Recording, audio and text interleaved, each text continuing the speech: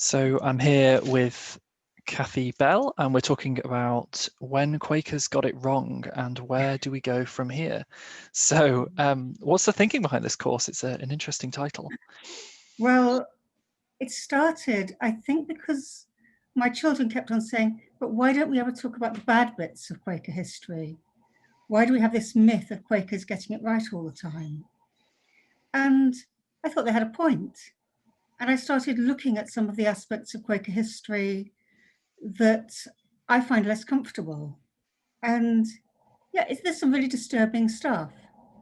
It also seems pretty relevant at the moment. That wasn't when I started looking into it, because some of the Black Lives Matter protests earlier this year have looked at the ways in which British history is manipulated and used, and would be being dishonest if we didn't say, well, actually, Quakers, without intending to, with the best intentions of the world, are being a bit selective about Quaker history.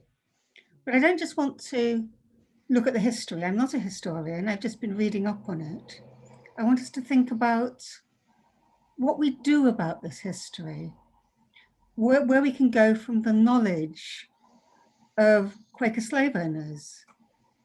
I'm going to focus on two issues. Because I can't do the whole of everything Quakers ever did wrong in 400 years, because that would be silly. I'm going to focus on issues of race and class.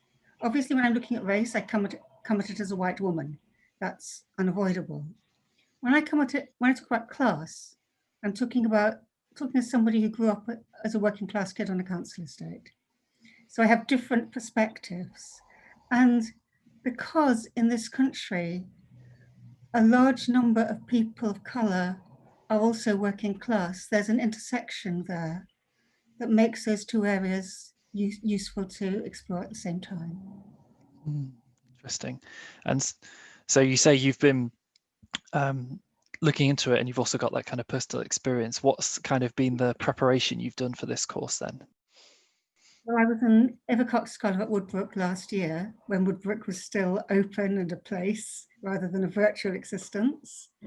And I spent four weeks, mostly in the library at Woodbrook, going through all sorts of books, looking at scholarship that's already there around such issues as Quakers and slavery in the 17th century, particularly in Pennsylvania, around the figure of William Penn, but also around people like Francis Pistorius, who's far less well known and actually deserves to be known by Quakers. There are some really interesting people there to look at, but also it's very disturbing to find that when William Penn first encountered Quakers, his father's slave was deeply moved, and William Penn witnessed this. And yet William Penn bought and sold and owned slaves and left them to his wife in his will. I find that appalling. And yet that doesn't quite invalidate some of the good things Penn did. How do we deal with this complexity? How do we deal with the arguments about whether working class people who came to Quaker missions should be admitted to membership of the Society of Friends in the 19th century? I find that really disturbing. How do we deal with the Cadbury libel case about slavery at the beginning of the 20th century? And most importantly, what do we learn from them, and how does it change our understanding and practice today? Yeah, which seems to be like the really important question once we start uncovering these things. Yeah. And so if someone was to go on this course, what's kind of the structure? How does it play out? And how will they experience this material and then the thinking through of it? I'm still doing some of the preparation. I'm hoping there'll be different ways to address the material. Some of it I will pass around documents, I will give quotations, but I want it to be discussion based. I want to even be a little bit creative in asking people to employ their imagination, because I think imagination is a really powerful tool when we're looking at questions of the past. And because by imagining other people's experience, we can actually draw that into the present and into the future and our relations with other people. It'll be a small group. So I hope people will get to know each other and be able to talk quite deeply about, and really with great integrity and openness about their feelings around these questions. And I don't want to be there dictating what conclusions we all come to.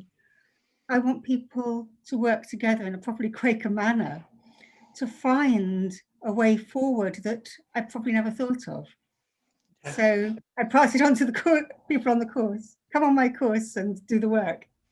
Well, without falling into slightly some of those conversations that are going to happen on the course, I mean, what really interests me about this stuff is that I get a sense of at the time it's very murky, and like, you know, there's lessons for us now with our sort of moral challenges of today.